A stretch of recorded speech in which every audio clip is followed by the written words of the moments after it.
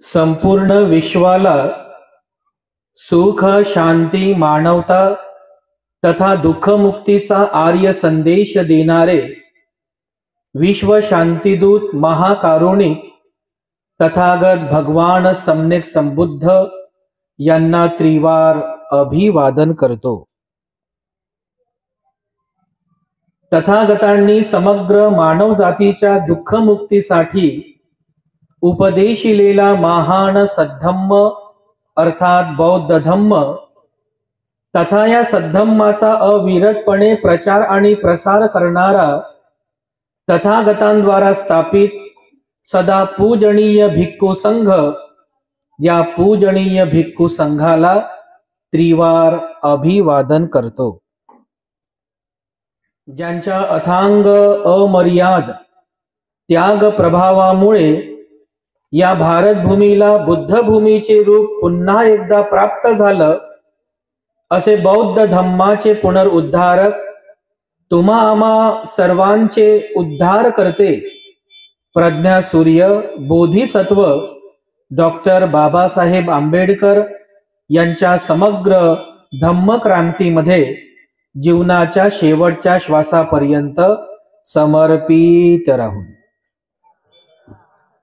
आजच्या या मंगलमय प्रसंगी माझ्या समवेत या धम्म विचार मंचावरती स्थानापन्न पूजनीय भिक्खू करुणानंदजी थेरो, संचालक the great happiness YouTube channel, पूजनीय भिक्खू धम्मबोधीजी थेरो, संचालक purity of mind YouTube channel आणि उपस्थित आपण सर्व धम्म उपासक आणि उपासिका, धम्मदेसेला सुरुवात करण्यापूर्वी पूजनीय भिक्खू संघाच्या वतीने मी तुम्हा सर्वांच्या प्रती अनंत मंगल कामना अर्पण करतो, आशीर्वाद वचन अर्पण करतो। विशेष करून त्या परिवाराप्रती मंगल कामना अर्पण करतो की ज्यांच्या निमंत्रणावरून आज आम्ही आपल्यामध्ये इथे उपस्थित झालेले आहोत। असे उपासक ज्ञानेश्वरजी कावळे आणि उपासिका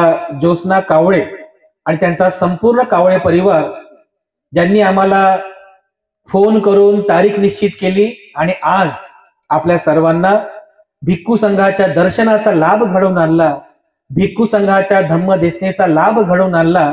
एकदा आपण सर्वच हात जोडून श्रद्धापूर्वक साधू साधू म्हणून या कावळे परिवाराप्रती मंगल कामना अर्पण करावी। साधू साधू। Akoli road, new Madha colony, x building, Amravati या ठिकाणी कावळे परिवारामध्ये आजचा हा धम्म संस्कार आपण संपन्न करीत आहोत। मी वैयक्तिक आणि पूजनीय भिक्खू संघाच्याही वतीने संपूर्ण कावळे परिवाराप्रती मंगल कामना अर्पण करतो। उपस्थितांनो, आपण फार पुण्यवान आहात। मी पुण्यवान आपल्या सर्वांना यासाठी म्हणतो की आपल्याकडे धन, गाडी, बंगला, बँक बॅलन्स, नोकर चाकर, अमाप संपत्ती आहे, म्हणून मी आपल्या सर्वांना पुण्यवान म्हणत नाही। मी पुण्यवान आपल्या सर्वांना यासाठी म्हणतो की आज बघा, या मानवी जीवनामध्ये आपल्या सर्वांना एकतर स्वाभिमानाने जीवन जगण्याची संधी मिळाली बाबासाहेबांमुळे, आणि दुसरी गोष्ट, या मूल्यवान मानवी जीवनामध्ये बुद्ध धम्माचं आचरण करण्याची संधी आपल्याला उपलब्ध झाली डॉक्टर बाबासाहेब आंबेडकरांमुळे। यासाठी आपण पुण्यवान आहोत। बघा, या पृथ्वीवर अनेक लोक जन्मास येतात, जीवन जगतात, लहानाचे मोठे होतात, पैसा कमवतात, गाडी बंगला कमवतात, उतरत वय, म्हातारपण, आजारपण, मृत्यू, हे सगळं चालू आहे। पण काही काही लोक किती अभागी आहेत। भाग्य वगैरे आपण मानत नाही, नशीब वगैरे मानत नाही। आपल्याकडे म्हणतात ना, नशिबातच होतं म्हणतात, तर तसं आपण तर नशीब वगैरे मानत नाही, भाग्य आपण मानतो। पुण्य, पुण्य आणि पाप, कुशल आणि अकुशल। तर बघा, तुम्ही किती कुशल आहात, तुम्ही किती पुण्यवान आहात, आणि असे हजारो लोक या पृथ्वीवरती आहेत, ते किती अभागी, म्हणजे ते किती अपुण्यवान आहेत, ते किती अकुशलवान आहेत की ज्यांना असे पुण्य प्राप्त झालेच नाही जे आपल्याकडे झालेलं आहे, जे आपल्यामुळे आपल्याला जीवनामध्ये प्राप्त झालेलं आहे। तर आपण या संधीचं किती सोनं करायला पाहिजे। बघा, की आज आपल्या सर्वांना आदर्श बौद्ध म्हणून जीवन जगण्याची संधी मिळाली त्या बोधिसत्व डॉक्टर बाबासाहेब आंबेडकरांमुळे. 68 वर्षांचे बौद्ध आहोत ना आपण, बरोबर ना? आता येणाऱ्या विजयादशमीला आपण कितवा वाढदिवस साजरा करणार आपला बौद्ध होण्याचा? 69वा. म्हणजे जवळ 68 वर्ष आपल्याला पूर्ण झालेली आहेत. या 68 वर्षांचे आपण बौद्ध आहोत. आपण सर्वाधिक पुण्यवान आहोत की आपल्याला हा बुद्धाचा धम्म आचरण करण्याची संधी आपल्याला उपलब्ध झाली. काय ते लोक होऊन गेले पुण्यवान लोक. जसे तुम्ही स्वतःला पुण्यवान समजता, आम्ही पण स्वतःला पुण्यवान समजतो की आमच्या अंगावरती काशाय वस्त्र आलं, किती पुण्य आम्हाला प्राप्त झालं. धम्माचा प्रचार प्रसार करण्याचं काम आम्ही करतोय, हे पुण्यवान काम करतोय. स्वतःला आम्ही पण पुण्यवान समजतो, तुम्ही पण स्वतःला पुण्यवान समजता. असे पुण्यवान लोक भगवान बुद्धांच्याही काळामध्ये होते. जसे तुम्ही पुण्यवान आहात तसे पुण्यवान लोक बुद्धांच्या पण काळामध्ये होते. जसे तुम्ही श्रद्धावान आहात, बुद्धावर, धम्मावर, संघावर नितांत श्रद्धा ठेवणारे तुम्ही आहात, त्याप्रमाणे बुद्धाच्याही काळामध्ये तुमच्यासारखे श्रद्धावान लोक होते. तर बघा अनाथ पिंडक आहे ना, अनाथ पिंडक अतिशय श्रद्धावान. भगवान बुद्धांनी गौरव केला की उपासक उपासिकांनो, माझ्या उपासक संघामध्ये दान देण्यामध्ये जो अग्र आहे तो माझा अनाथ पिंडक आहे. उपासक उपासिकांनो, दान देणाऱ्या उपासिका संघामध्ये जी अग्र आहे ती माझी उपासिका विशाखा आहे. म्हणजे असे कितीतरी श्रद्धावान लोक होऊन गेले बुद्ध काळामध्ये, कितीतरी श्रद्धावान उपासिका होऊन गेल्या बुद्ध काळामध्ये की ज्यांचा आदर्श आपण आजही घेतो. आणि त्यांचा आदर्श आपण का घेतो बरं? जसं अनाथ पिंडकाचा आदर्श सांगतात, विशाखाचा आदर्श सांगतात. बुद्धाने त्यांची प्रशंसा केली, भरभरून त्यांची प्रशंसा केली, गुणगौरव केला. आपण त्यांचा आदर्श घेतो का बरं? ते आपल्यासाठी आदर्शवत का आहेत? कारण ते लोक बुद्ध धम्म संघावर नितांत श्रद्धा ठेवणारे होते. जीवनामध्ये कितीतरी अप्रिय प्रसंग घडले, अप्रिय दुःखद प्रसंग, पण यंकिंचितही त्यांची अशाही विपरीत परिस्थितीमध्ये की माझ्या जीवनामध्ये दुःख कसं काय आलं, मी तर असंच करत होतो, तसंच करत होते, मी असं करत तरी मला काय दुःख, असं त्यांनी नाही विचार केला. बुद्धांवरची, धम्मावरती, संघावरची श्रद्धा बिलकुल त्यांची कमी झाली नाही. ते श्रद्धावान होते. त्यांच्यातला सर्वात मोठा गुण होता. आता तुम्ही म्हणाल ते दानवान पण होते, पण मला सांगा, दान देण्यासाठी पण अगोदर तुमच्या श्रद्धा असली पाहिजे ना. श्रद्धाच नाही तर तुम्ही दान देऊ शकता का? नाही देऊ शकत. देऊ शकत नाही तुम्ही, श्रद्धा नाही तर. श्रद्धा नसेल ना तर तुम्ही या मंडपात पण बसू शकत नाही. बसू शकता का तुम्ही? श्रद्धा असेल तरच ना. आता कावडे परिवाराने कार्यक्रम आयोजित केला, श्रद्धावान परिवार आहे, त्यांनी आम्हाला औरंगाबादहून निमंत्रित केलं. त्यांचा घरगुती घरात म्हणजे घरगुती कार्यक्रम आहे, पण केवळ स्टेटस बघून बाहेर नगरातून, बाहेर गाव सुद्धा काही लोक आली बघा.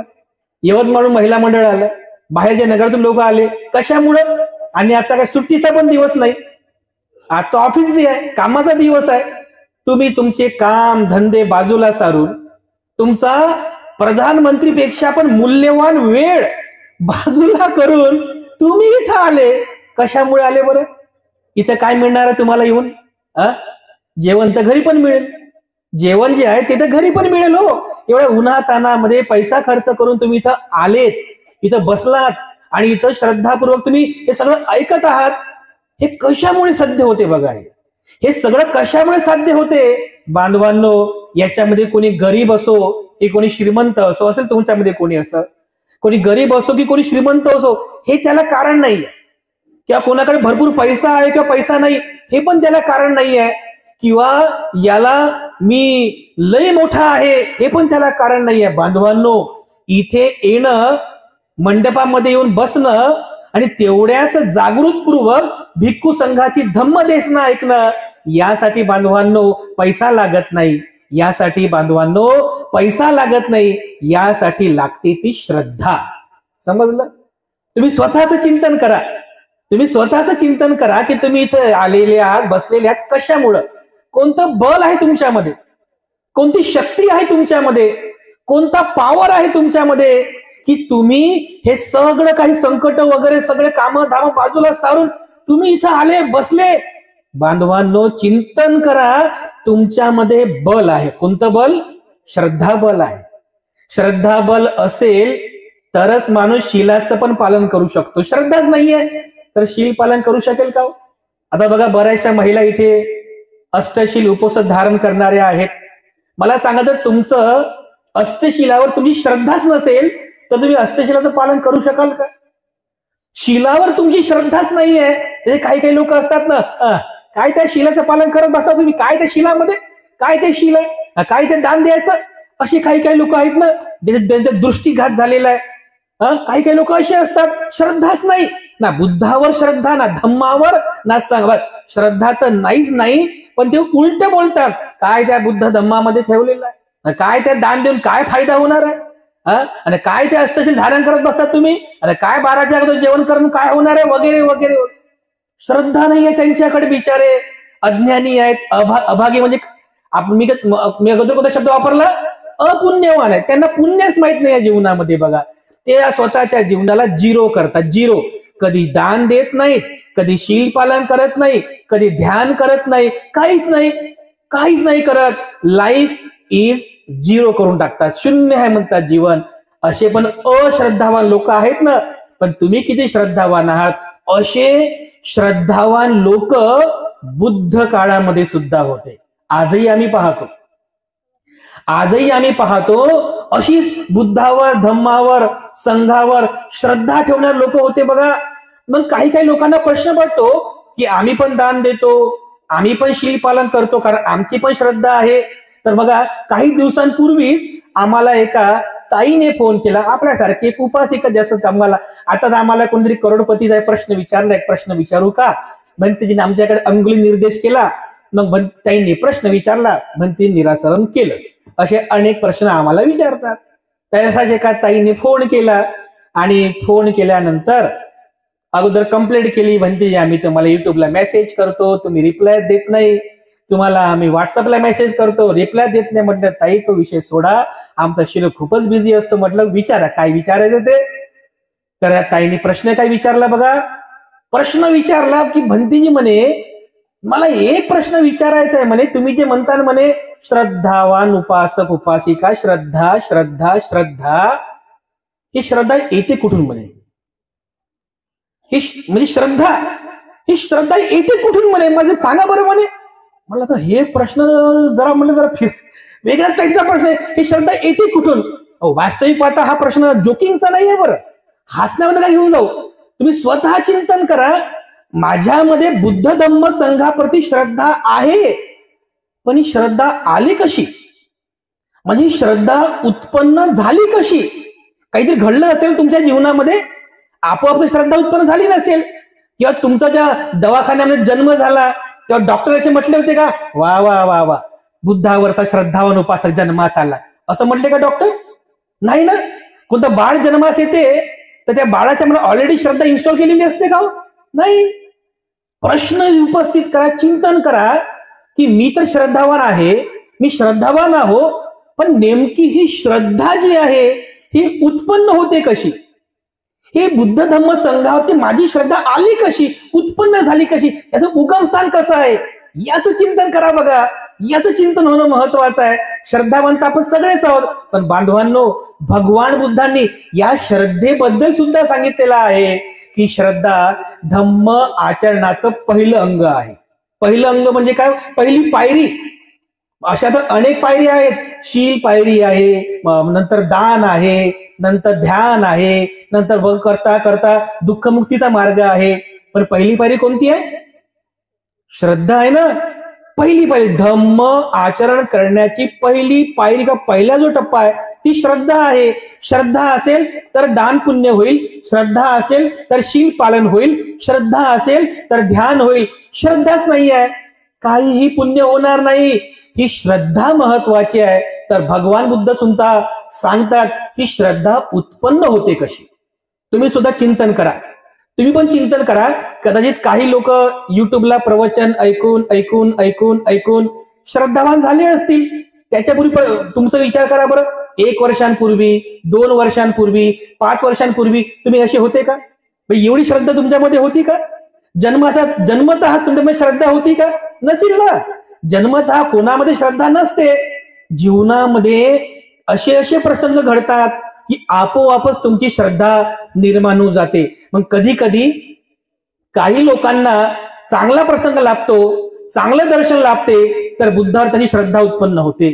बुद्धाचा सहवास लाभला नाही, संघाचा सहवास लाभला नाही, तर त्यांची बुद्धावर नाही दुसरीकडे श्रद्धा उत्पन्न होते.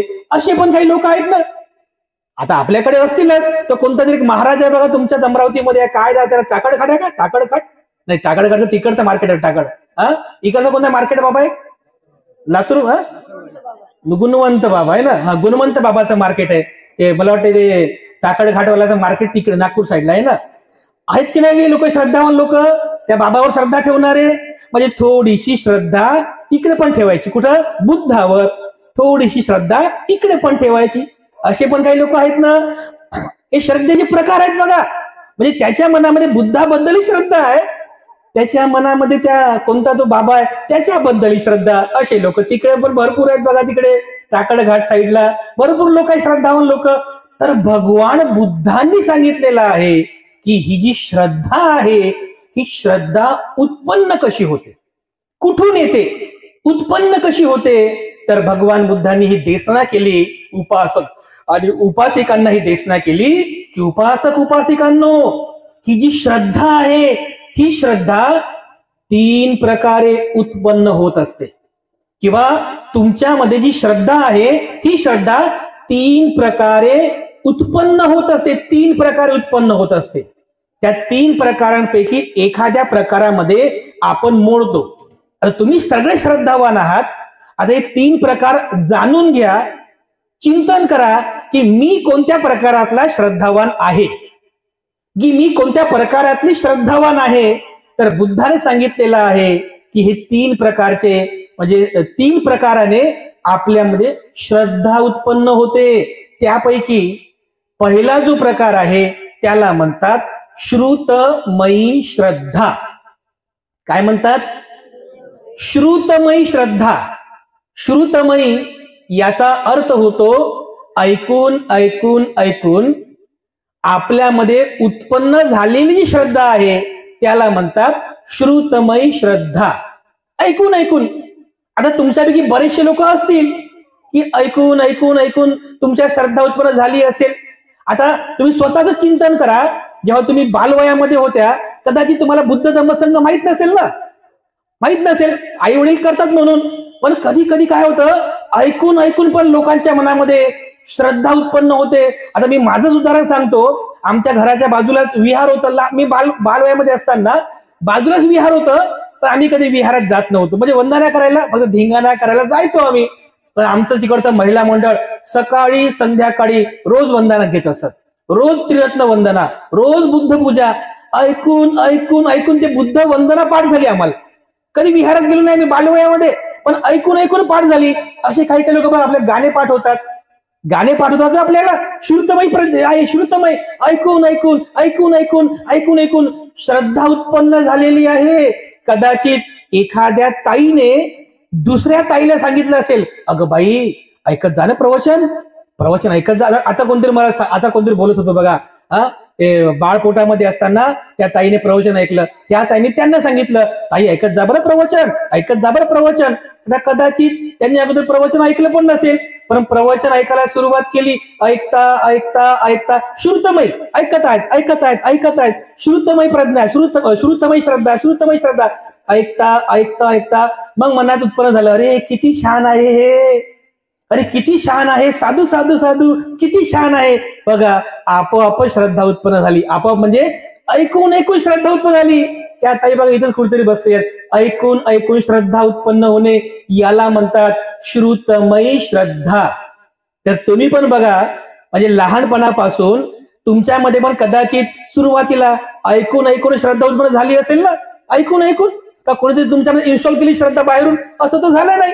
तुमची सुरुवात जी झाली श्रद्धावान बनण्याची, ऐकून ऐकून ऐकून ऐकून, कधी कोणत्या बौद्धाचार्याचं ऐकलं, कधी कोणत्या विहारातली वंदना ऐकली, कधी कोणाचं प्रवचन ऐकलो, ऐकून ऐकून हळूहळू हळूहळू तुमच्यामध्ये श्रद्धेचं बीज असं फुलत गेलं. केवळ ऐकून ऐकूनच काही लोक श्रद्धावान झालेले आहेत. हा श्रद्धेचा पहिला प्रकार आहे. समजलं? ऐकून ऐकून. पण काही लोक चुकीचं पण ऐकतात. चुकीचं ऐकतात. कसं चुकीचं ऐकतात? जसं तुम्ही टीव्ही सुरू केली, सकाळी सकाळी ते धार्मिक चॅनल असतात, आस्था वगैरे ते चॅनल सुरू केली की त्याच्यामध्ये तुम्हाला ऐकावं लागते. त्याच्यामध्ये ते सगळे लोक देवी देवता, ईश्वर, अंधश्रद्धा, चमत्कार, बुवा बाजी, रूढी परंपरा हे सांगत राहतात. तर काही जण बघा ऐकून ऐकून ऐकून त्यांची पण त्याच्यावर श्रद्धा निर्माण होते. त्यांना वाटते तेच खरं आहे, तेच खरं आहे. तर बघा, जसं ऐकत आलो तसं तुमची श्रद्धा बनत जाते. चुकीचं ऐकत आले तुमची पण श्रद्धा चुकीची बनत जाईल. चांगलं सत्य ऐकत आले तुमची श्रद्धा सुद्धा चांगली बनेल, सत्याला अनुसरणारी बनेल.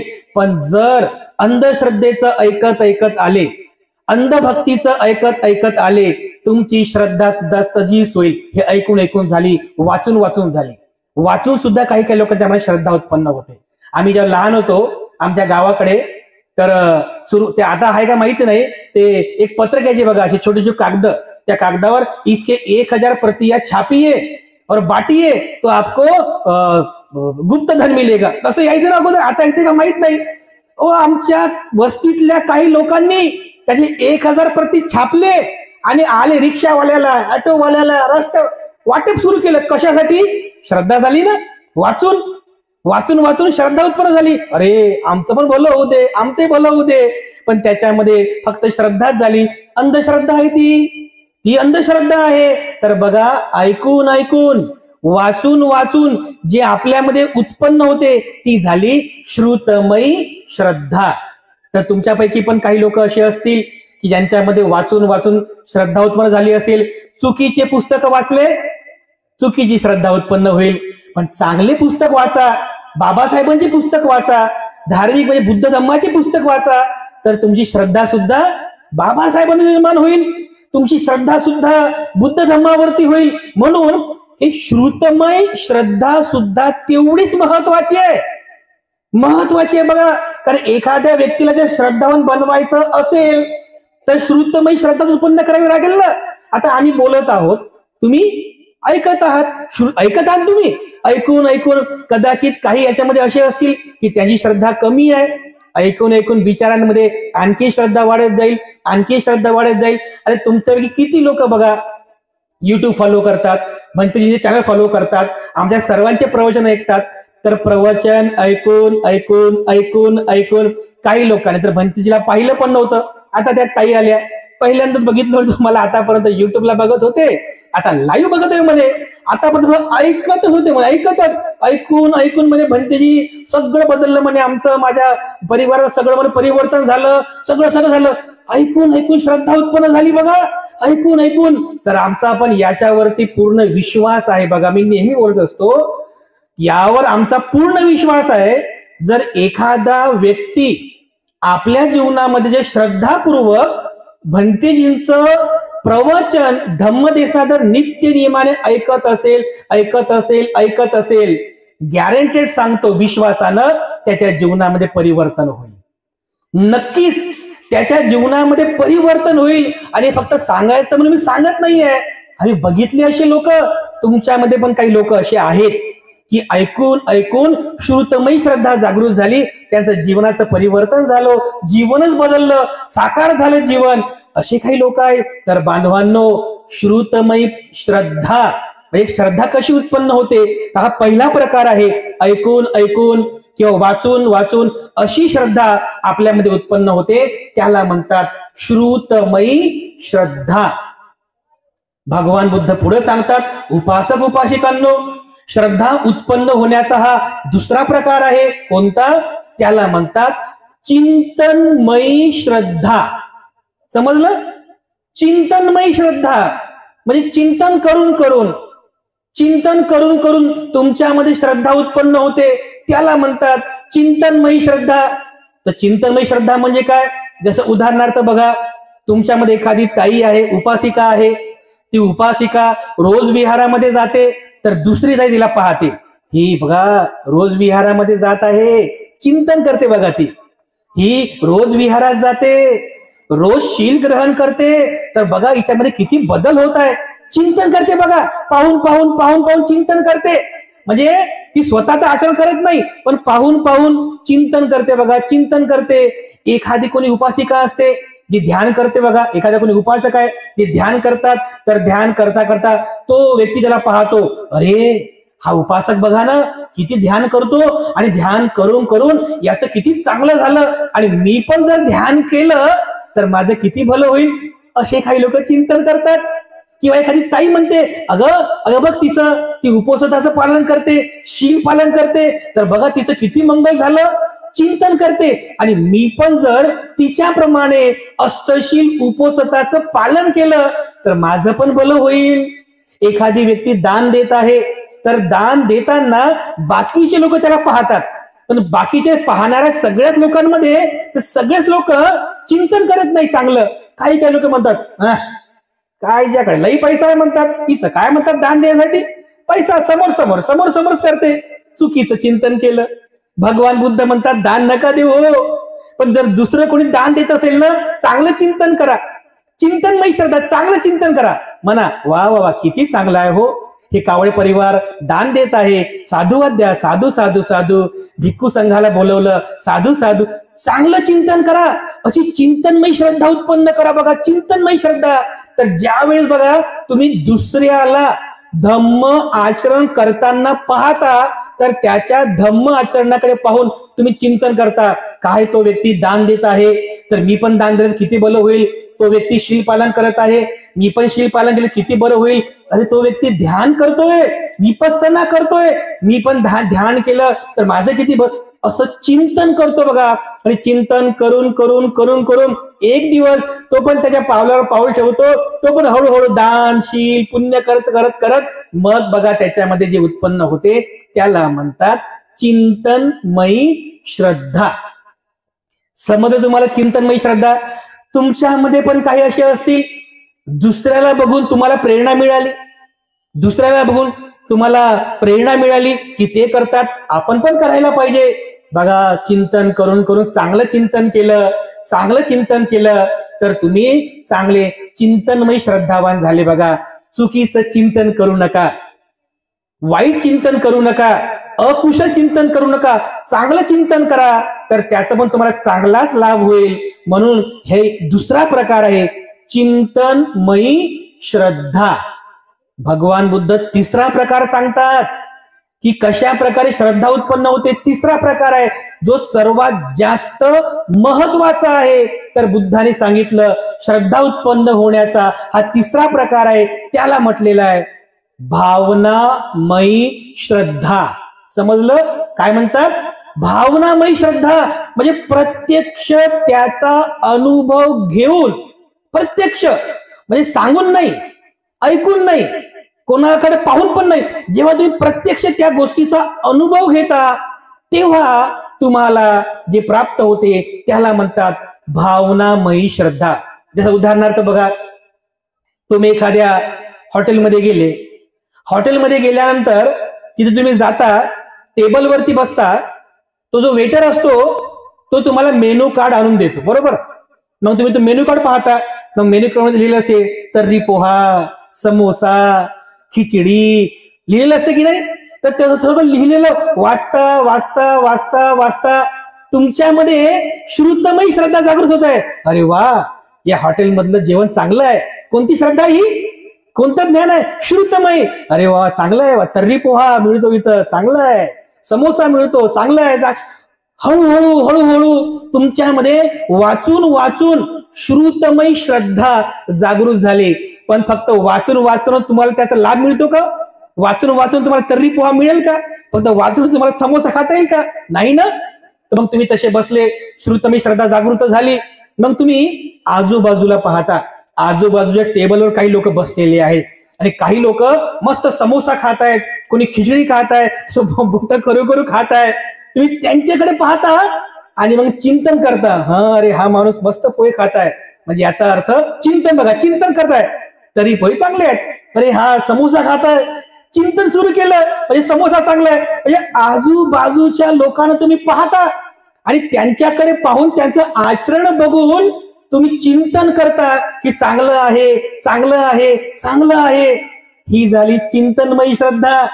पण चिंतनमयी श्रद्धा सुद्धा ती सुद्धा खरी श्रद्धा नाहीये. आवश्यक आहे ते पण ती सुद्धा खरी श्रद्धा नाहीये. तर मग जेव्हा तुम्ही त्या वेटरला ऑर्डर देता की जाय भाऊ 2 प्लेट समोसा घेऊन ये, तो समोसा घेऊन येतो, त्याच्या समोसा तुमच्या समोर ठेवतो, त्या समोसाकडे तुम्ही पाहता, समोसाकडे पाहून सुद्धा त्या समोसाची चव कशी आहे हे तुम्हाला ओळखता येते का? नाही. त्या समोसाचा एक घास तोडला, तुम्ही आता खाणार आहात, इथपर्यंत आलं, इथपर्यंत येऊ सुद्धा त्याची चव तुम्हाला समजेल का? नाही. जेव्हा तुम्ही त्या समोशाला तुकडा तोडून आपल्या जिभेवरती ठेवता आणि त्याला खाता खाता खाता त्याची चव तुम्हाला समजत आहे.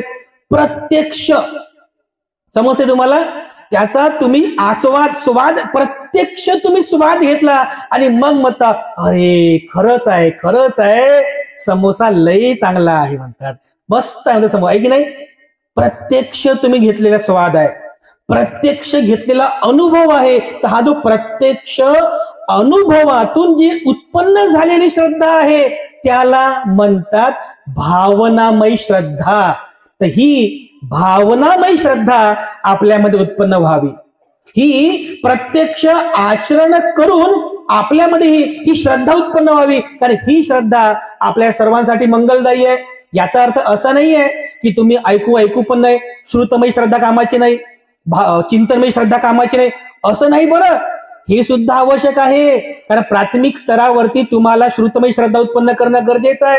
आता बघा, अनाथ श्रद्धावान होता ना, पण जन्मतः तो काय श्रद्धावान झाला होता का? नाही. आता अनाथ पिंडकाची जर कथा तुम्ही वाचली असेल तेव्हा तो अनाथ पिंडक लहान होता. तर लहान असताना त्या अनाथ पिंडकाच्या घरी काही साधू संत लोक आले होते.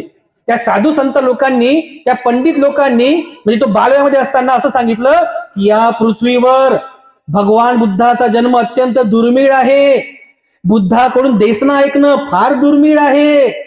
त्याने लहानपणी ऐकलं की अरे बुद्धाचा जन्म फार दुर्मिळ असतो, बुद्धाकडून देसना ऐकणं फार दुर्मिळ असते.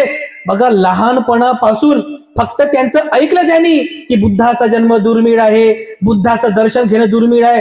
श्रद्धा उत्पन्न झाली अनाथ पिंडकाच्या मनामध्ये, श्रुतमयी श्रद्धा उत्पन्न झाली. ऐकून लहानपणापासून ऐकत होता, अरे बुद्धाचा जन्म, बुद्धाचं दर्शन पुण्यमय आहे. तरुण झाला आणि योगायोग बघा, तो राजगीरला गेला आपल्या बहिणीकडे. तर त्या ठिकाणी त्या वेळूवनामध्ये भगवान बुद्ध विहार करीत होते. त्याला समजलं की भगवान बुद्ध या वेळूवनात विहार करीत आहे. रात्रभर त्याला झोप आली नाही. रात्रभर सकाळ झाली, उठला, स्वच्छ झाला, अगोदर भगवान बुद्धांना भेटायला गेला. का भेटायला गेला? अगोदर त्याच्या श्रुतमयी श्रद्धा होती ना, लहानपणापासून त्याने ऐकलेलं होतं, अरे बुद्धाचं दर्शन फार दुर्मिळ असते, मला बुद्धाचं दर्शन करायचंय, मी लहानपणापासून ऐकत आलेलं बुद्धाचं दर्शन करायचंय. असं चिंतन करून असं म्हणतात रात्रभरामध्ये तो अनेक वेळेस उठला. झाली का सकाळ, अनेक वेळेस उठला, पुन्हा झोपला. सकाळी जेव्हा तो वेळूवनामध्ये गेला तर बघा, भगवान बुद्धांना बघितल्या बरोबर त्याच्या चेहऱ्यावर असा आनंद आला. बघा, जसा आता भंतेजींना बघून काही लोकांच्या चेहऱ्यावरती आनंद आला, हास्य आलं. अरे ह्याच भंतेजींना आपण पाहत होतो का युट्यूबला? अरे हेच तर भंतेजी आहे. हास्य आलं की नाही, आनंद येतो की नाही? म्हणजे ऐकून त्यांच्या प्रती श्रद्धा उत्पन्न झाली. आज त्यांना प्रत्यक्ष बघतोय बघा. तर तसंच अनाथ पिंडकाने त्या वेळूवनामध्ये भगवान बुद्धांना प्रत्यक्ष बघितल्या बरोबर. आता भगवान बुद्ध तर हे सर्वज्ञ असतात, भूत भविष्य वर्तमान जाणकार असतात. तर अनाथ पिंडक बुद्धांना बघितल्या बरोबर एवढा आनंदी होतो, तो मनातल्या मनात चिंतन करतो, आज बुद्ध दर्शनाने मला जो आनंद झाला, हा आनंद लाखो करोडो जरी पैसा असला ना, तरी पण हा आनंद मिळत नाही बघा. जसं तुम्ही आज हा आनंद इथे अनुभवत आहात, हा आनंद तुम्हाला गाडी, बंगला, बँक बॅलन्स, नोकर चाकर याच्यातून सुद्धा प्राप्त होत नाही. तुमची श्रद्धा आहे म्हणूनच ना. तर बघा, भगवान बुद्ध सुद्धा त्या श्रद्धावान अनाथ पिंडकाला भेटतो.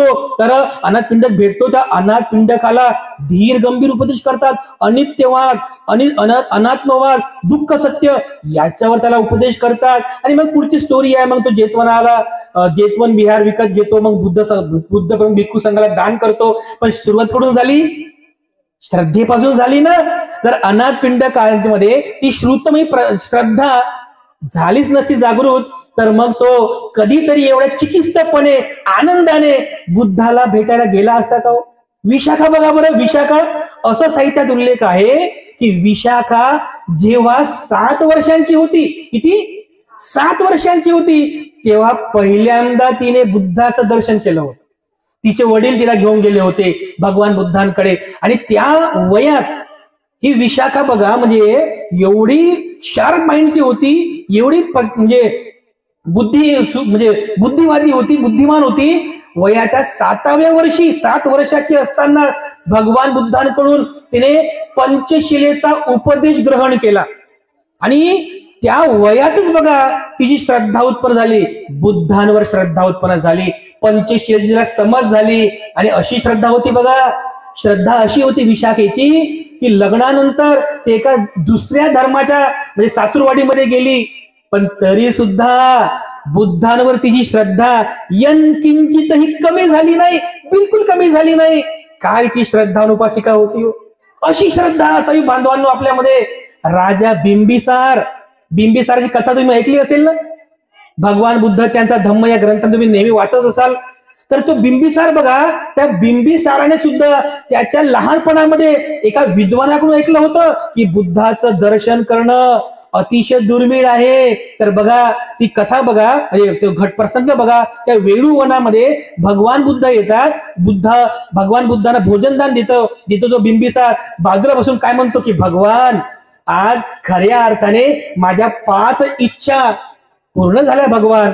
मग भगवान बुद्ध म्हणतात कोणत्या 5 इच्छा? त्याची श्रद्धा बघा. राजा बिंबिसाराची श्रद्धा बघा भगवान बुद्धांवरती की भगवान, मी जेव्हा राजकुमार होतो माझी अशी इच्छा होती की माझा जो राज्याभिषेक आहे तो तिथे थाटामाटात व्हावा. मी जेव्हा राजा होईल तेव्हा माझ्या राज्यामध्ये भगवान बुद्धांनी यावं. श्रद्धा बघा, माझी श्रद्धा कशी आहे. म्हणजे बिंबिसार म्हणतो माझी इच्छा आहे की मी राजा झाल्यानंतर बुद्धांनी माझ्या राज्यामध्ये यावं. माझी श्रद्धा की बुद्धांनी मला देसना करावी, मला प्रवचन करावं. माझी श्रद्धा की ते प्रवचन मला समजून यावं. माझी श्रद्धा की मी बुद्धाची सेवा करावी. काय तो श्रद्धावान राजा बिंबिसार होऊन गेला. अशी श्रद्धा असावी. त्या श्रद्धेमुळे त्याने वेळूवनाचं दान बुद्ध प्रमुख भिक्खू संघाला केलं होतं. वेळूवन आजही राजगीरमध्ये आहे. काय तो श्रद्धावान होता बघा. असे श्रद्धावान उपासक, श्रद्धावान उपासिका बुद्ध काळामध्ये होऊन गेलेत बघा. काही श्रुतमयी ऐकून वाचून श्रद्धावान झाले. काही लोक चिंतन करून श्रद्धावान झाले. तर काही लोक भावना करून प्रत्यक्ष धम्माचं आचरण करून श्रद्धावान झाले. तर बांधवांनो, तुम्ही सुद्धा अशा प्रकारे श्रद्धावान बना. श्रुतमयी श्रद्धा पण आवश्यक आहे. म्हणजे नेहमी प्रवचन ऐकत चला, बुद्ध वंदनेचं पुस्तक वाचत चला, बुद्ध आणि त्यांचा धम्म वाचत चला. नेहमी श्रुतमयी श्रद्धा फार महत्वाची आहे. कारण डायरेक्ट तुमच्यात भावनामयी श्रद्धा उत्पन्न होऊ शकत नाही. श्रुतमयी श्रद्धा आहे. म्हणून नेहमी ऐकत राहा प्रवचन, नेहमी पुस्तकाचं वाचन करत चला. त्यामधून तुमच्या श्रद्धा उत्पन्न होईल. दुसरं चिंतन करा. दुसरं जर कोणी शीलपालन करत असेल, दुसरं जर कोणी दान पुण्य करत असेल, त्याचं चांगलं चिंतन करा. चांगलं चिंतन कराल, चांगली श्रद्धा उत्पन्न होईल. भावनामय चिंतनमय श्रद्धा उत्पन्न होईल. आणि प्रत्यक्ष आचरण सुद्धा करत चला. जसं आज बघा, इथल्या काही माता भगिनींनी अष्टशील उपोषित व्रत धारण केलं. आज त्यांनी अष्टशील, आज अष्टमी आहे ना, आज अष्टमी आहे ना. आज बघा अष्टमीचा दिवस आहे. आजच्या या पवित्र दिनी तुम्ही अष्टशील उपोषित व्रताचं पालन केलं. हे प्रत्यक्ष आचरण आहे. प्रत्यक्ष आचरणाला बघा. तर बुद्धाने सांगितलेलं आहे की ज्या कोणा उपासक उपासिकांना पंचशिलेचं पालन तर तुम्ही करतच आहात, कारण तुम्ही श्रद्धा आहे, पण त्याचं पुढचं पाऊल आहे की तुम्ही महिन्यातून 4 दिनी, अमावस्या पौर्णिमा, चतुर्दशी पौर्णिमा, 2 अष्टमी, या 4 दिनी अष्टशील उपोषित व्रताचं पालन सुद्धा करावं. तर बघा, तुमच्यावरती आमचा खूप खूप साधुवाद आहे की तुम्ही प्रत्यक्ष या शिलाचं, धम्माचं आचरण करत आहात. आणखी प्रॅक्टिकल सांगतो तुम्हाला, धम्माचं प्रॅक्टिकल मार्ग जर कोणता असेल ना, की ज्यातून तुम्ही भावनामय ते प्रत्यक्ष अनुभवू शकता, तो आहे ध्यानाचा मार्ग, मेडिटेशनचा मार्ग, विपස්සनेचा मार्ग. तुमच्या अमरावतीच्या आजूबाजूला काही सेंटर असतीलच, ध्यान शिबिराचे सेंटर असतील. बांधवांनो, ध्यान खूप आवश्यक आहे, कारण ध्यानाशिवाय बुद्धिझमला प्रॅक्टिकली तुम्ही अनुभवच घेऊ शकत नाही, त्याला प्रत्यक्ष पद्धतीने तुम्ही जाणू शकत नाही. म्हणून सांगतो, 10 दिवसांचा वेळ काढायचा. हे तुमचा संसार तर मरेपर्यंत संपणार नाहीये, मरेपर्यंत संसार संपणार नाहीये. म्हणून 10 दिवसांचा वेळ काढा, फॉर्म भरा, ऑनलाईन फॉर्म उपलब्ध आहेत, फॉर्म भरा. 10 दिवसांचा वेळ काढून ते शिबिर करा. बघा, विपश्यना शिबिर, कारण तो बुद्धिझमचा खरा प्रॅक्टिकल मार्ग आहे. त्याच्यामधूनच तुमच्यामध्ये भावनामयी श्रद्धा उत्पन्न होईल. प्रत्यक्ष भगवान बुद्धांना जाणताय, ही श्रद्धा तुमच्यामध्ये उत्पन्न होईल की बुद्ध जे आहेत, बुद्धच माझे कल्याण मित्र आहेत, बुद्धच माझे दुःख मुक्तीचे मार्गदाता आहे, दुसरं कोणी नाही. धम्म हाच माझा दुःखमुक्तीचा मार्ग आहे, आणि संघ जो आहे, संघ हा माझा कल्याण मित्र आहे. याच्यावर तुमची पूर्ण श्रद्धा असली पाहिजे. बिलकुल कोणती डगमगीत होऊ नये, कमजोर होऊ नये, अशी कमजोर श्रद्धा नसावी, किंवा दुसरीकडे थोडीशी आणि इकडे पण थोडीशी अशी पण श्रद्धा नसावी, कारण ती श्रद्धा सुद्धा तुमचं विनाशाचं कारण ठरू शकते. ऐक ना लोक, जसं तुम्हाला मी अगोदर सांगितलं, तर बुद्धाने सांगितलं की जी लोक थोडीशी श्रद्धा इथे पण ठेवतो, थोडीशी इथे पण ठेवतो, तर अशा लोकांना भगवान बुद्ध म्हणतात की 2 नावेवर पाय ठेवून प्रवास करणाऱ्या त्या प्रवाशासारखी असते. जर एक नाव इकडे गेली आणि एक नाव इकडे गेली, त्या माणसाचं काय होईल?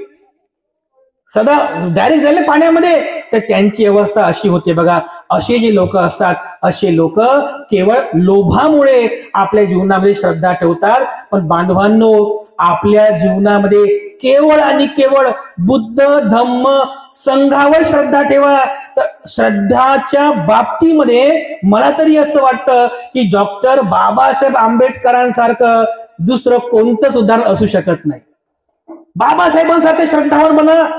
जर विचार करा की बाबासाहेब आंबेडकर एवढे महाविद्वान, म्हणजे त्यांची पाय धूळ सुद्धा आपण होऊ शकतो का? पाय धूळ समजते ना तुम्हाला? पाय धूळ, नखाची धूळ पण आपण होऊ शकत नाही.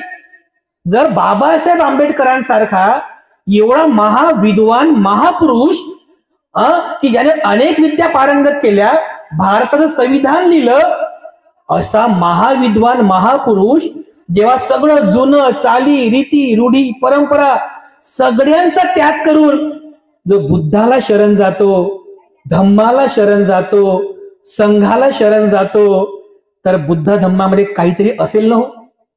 बाबासाहेबांनी काहीतरी बघितलं असेल ना.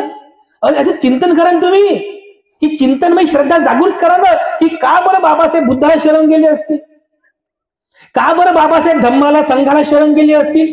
एवढं काही बाबासाहेबांकडे होतं, तरी बाबासाहेबांनी सगळं काही जुनं सोडलं. बुद्धाला थोडंसं चिंतन करा ना. हो, थोडंसं चिंतन करा. तर बघा, आज काही लोक बाबासाहेबांवर सुद्धा शंका घेतात, त्याच्या श्रद्धेवर. बघा किती ते अभागित नाही, किती अपुण्यवान लोक आहेत. बघा, ते बाबासाहेबांच्या श्रद्धेवर, बाबासाहेबांच्या श्रद्धेवर सुद्धा लोक अविश्वास ठेवतात. हो, लोक आम्हाला म्हणतात, भांतेजी बाबासाहेबांनी म्हणे 22 प्रतिज्ञा दिल्या. म्हटलं हो दिल्या, पण म्हणे ते 22 प्रतिज्ञातले जे सुरुवातीच्या 8 प्रतिज्ञा आहेत ना म्हणे, त्या द्यायला नव्हत्या पाहिजे म्हणे. अरे म्हटलं का बरं, काय झालं? नाही म्हणे, ते सुरुवातीच्या 8 प्रतिज्ञा म्हणे, मग आपण त्यांच्याकडे जातो म्हणे, कधी कधी त्यांना आपल्याकडे बोलवतो कधी कधी, आणि सर्व धर्म समभाव असतो म्हणे आपल्यामध्ये. तर म्हणे सुरुवातीच्या 8 प्रतिज्ञा म्हणे द्यायला नव्हत्या पाहिजे. अरे म्हटलं बरं झालं बाबासाहेबांनी 22 प्रतिज्ञा त्या सुरुवातीच्या 8 प्रतिज्ञा दिल्या, आणि नाही दिल्या असत्या ना तुम्हाला तर सर्रास स्वातंत्र्य मिळालं असतं. चलो उधर चलो उधर, इधर विहार में नहीं उधर चलो, बुद्ध विहार में नहीं उधर चलो, कभी गुणवंत में जाओ, कधी उत्तराखंड घाट में जाओ. आम्ही जर तुम्हाला म्हटलं असतं जाऊ नका जाऊ नका, तुम्ही आम्हालाच बोलले असते. कुठं म्हटले बाबासाहेब मी पूजा करणार नाही, कुठं म्हटले बाबासाहेब मी उपासना करणार नाही, सांगा. म्हटलं बरं झालं बाबासाहेब सांगितलं, आम्ही अधिकाराने तुम्हाला सांगू शकतो. हे बघा बाबासाहेब सांगितलेलं आहे, अमक्या ढमक्या देवाची पूजा करणार नाही, अमक्या ढमक्या देवाची उपासना करणार नाही, अमक्या ढमक्याच्या हातातून कोणतं क्रियाकर्म करणार नाही, हे बाबासाहेब सांगितलेलं आहे. बाबासाहेबांवरती श्रद्धा ठेवा. त्या पिढीची श्रद्धा बघा काय होती. जेव्हा बाबासाहेब आंबेडकर 14 ऑक्टोबर 1956 चंद्रमणी भंतेजींकडून धम्मदीक्षा ग्रहण करतात, बौद्ध होतात, मग माईक समोर उभे होतात आणि त्या जमलेल्या लाखो आपल्या दलित बिन दलित लोकांना, आपल्या त्या बांधवांना काय म्हणतात की बंधुजन हो, मी दीक्षा घेतली, मी बौद्ध झालेलो आहे, पण तुमच्यापैकी ज्यांना ज्यांना बौद्ध व्हायचं आहे त्यांनी आपला एक हात वर करावा. काय म्हटले बाबासाहेब? एक हात वर करा म्हटले. कशासाठी? की ज्यांना ज्यांना धम्माची दीक्षा घ्यायची आहे त्यांनी आपला एक हात वर करा. अहो लोकांची श्रद्धा बघा बाबासाहेबांवर, बाबासाहेबांवर श्रद्धा बघा. लोकांनी एक नाही दोन्ही हात वर केले बघा, दोन्ही हात वर केले. म्हणजे बघा बाबासाहेबांवरचा विश्वास बघा त्या लोकांचा, त्या पिढीचा, 1956च्या पिढीचा. श्रद्धा बघा. त्या लोकांमधला अंधळा माणूस सुद्धा म्हणेल, अंधळा माणूस की हा जो माणूस आहे, हा जो महापुरुष आहे, या महापुरुषाच्या पावलावर पाऊल ठेवेल अंधळा व्यक्ती सुद्धा. कारण तो विश्वास होता की हा महामानव ज्याही कोणत्या मार्गाने आम्हाला घेऊन जाईल, ज्या पण धम्मात आम्हाला घेऊन जाईल, तो आमच्या कल्याणाचाच असेल, तो आमच्या हिताचाच असेल, तो आमच्या सुखाचाच असेल. ही श्रद्धा होती बाबासाहेबांवर, ही बाबासाहेबांची श्रद्धा होती. तर बांधवांनो आपण सुद्धा अशीच श्रद्धा ठेवा. फक्त सरते शेवटी एक बाबासाहेबांच्या श्रद्धेचं उदाहरण तुम्हाला सांगतो आणि धम्मदेशना समाप्त करतो. काठमांडूला गेले बाबासाहेब. श्रद्धा कशी होती बाबासाहेबांची?